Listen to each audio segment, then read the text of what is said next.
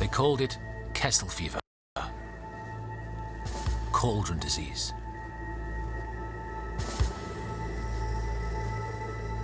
It could drive soldiers to suicide and desertion.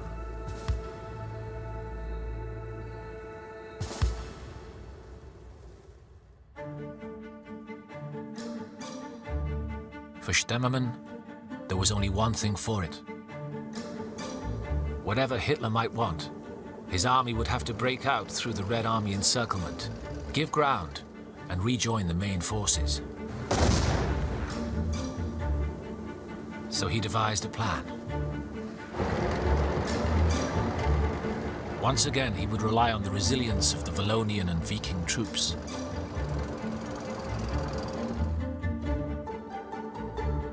Viking's task was to smash through the Russian troops and link up with the main body of German Army Group South.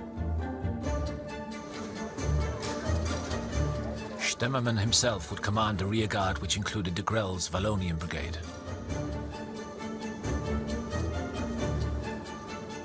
He believed that this would be the only way to save the remaining 50,000 men trapped in the Korsen pocket.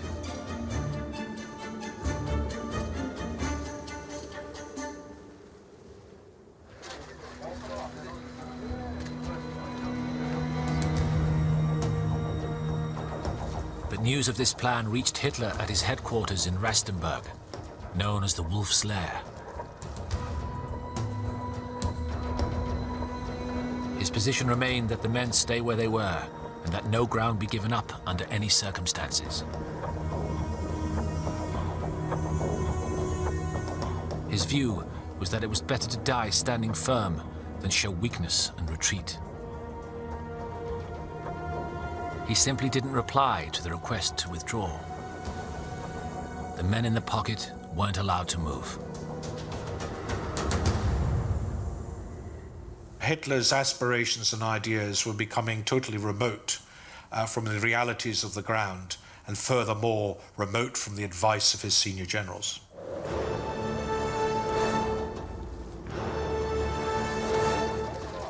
As Hitler remained silent, Stemmermann's troops trapped inside the cauldron were sitting ducks.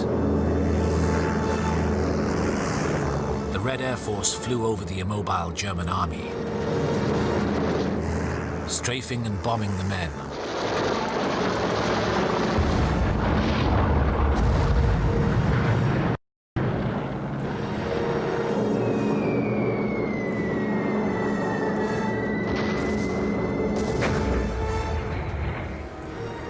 The Cherkasy pocket was littered with destroyed tanks and equipment. The vital airfield at Korsen was finally lost, and supplies soon began running out. As one soldier from Viking remembered in his diary, "We were tortured by hunger. For days, we hadn't had anything to eat. Snow was our only sustenance."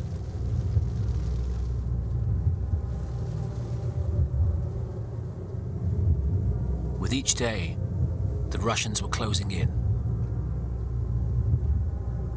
Soldiers like Fernand Kaisergruber lived under constant fear.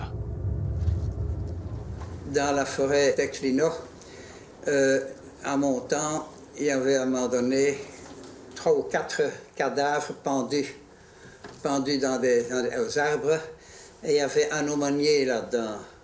Et on leur avait coupé leur partie génitale et on les mis en bouche.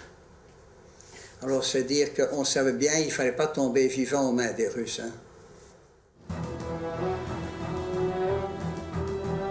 Finally, Stemmermann's superior, Manstein, could wait no longer.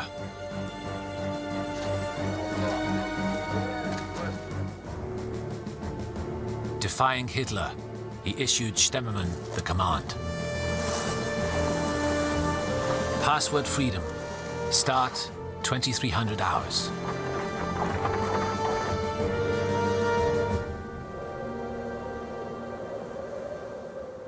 On the 16th of February, the final preparations for the escape were made.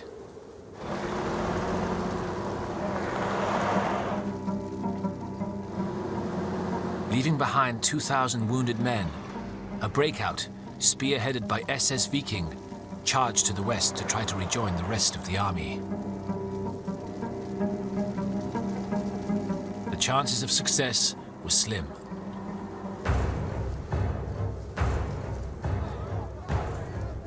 The breakout began in the village of Shandarovka.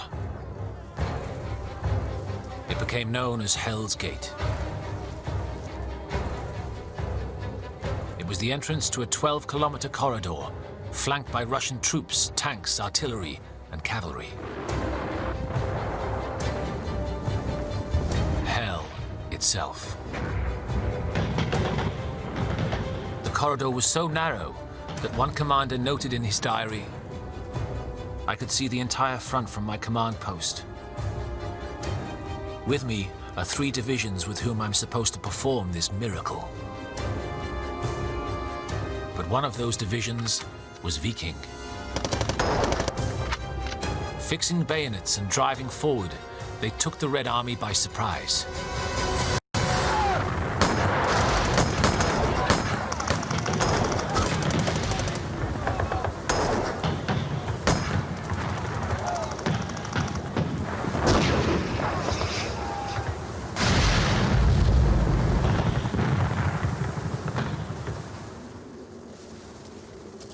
By the next morning, around 5,000 Germans had made it out of the pocket and through to Manstein's lines.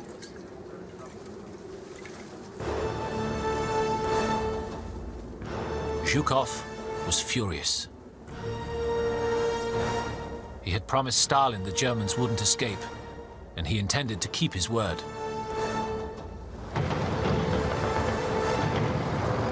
He unleashed an entire tank force on the fleeing men.